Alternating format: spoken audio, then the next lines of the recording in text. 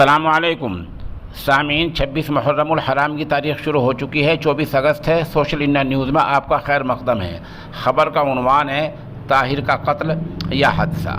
दरअसल मगरबी यूपी के ज़िला शामली के कस्बा कैराने में काहंदला रोड पर आज एक लाश पड़ी मिली है। लाश की पहचान मोहम्मद ताहिर के तौर पर हुई है, जिसकी उम्र 35 साल है।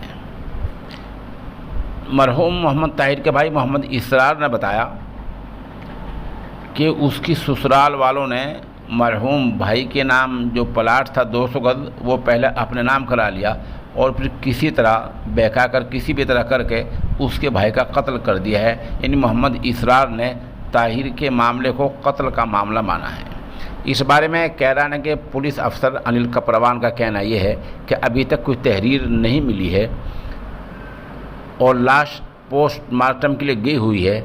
जैसे लाश आएगी, तिब्बी रिपोर्ट जैसा आएगी, उसकी बुनियाद पर आगे कार्रवाई की जाएगी।